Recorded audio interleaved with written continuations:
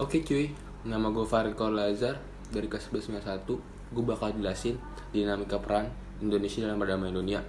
Yang pertama ada peran Indonesia dalam menciptakan perdamaian dunia melalui hubungan internasional.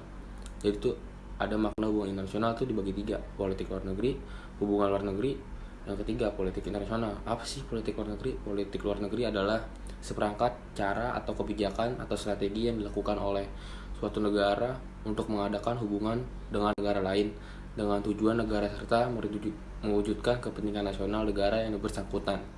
Yang kedua ada hubungan luar negeri, adalah keseluruhan hubungan yang dijalankan oleh suatu negara dengan semua pihak yang tidak tunduk pada kedaulatannya.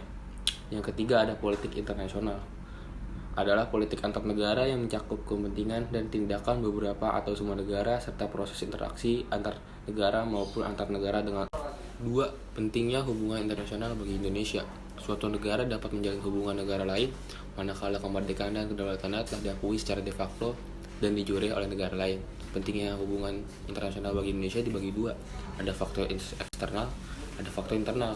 Yang pertama faktor internal yaitu adanya kekhawatiran terancamnya kelangsungan hidup yang akan datang baik melalui kudeta maupun intervensi dari negara lain. Terus yang kedua ada faktor eksternal.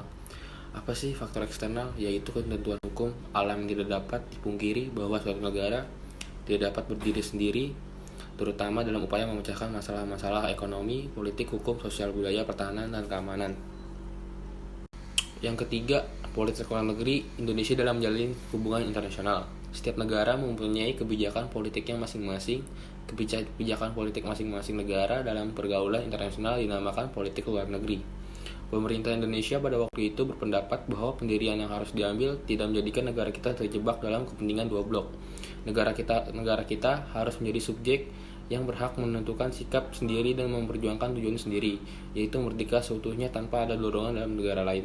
Dalam kesempatan, Dr. Andes Muhammad Hatta menyampaikan pidatonya dengan judul yang sangat menarik, yaitu Mendayung Antara Dua Karang. Pidato tersebut dirumuskan sebagai prinsip bebas aktif, yang kemudian menjadi corak politik luar negeri Indonesia sampai sekarang.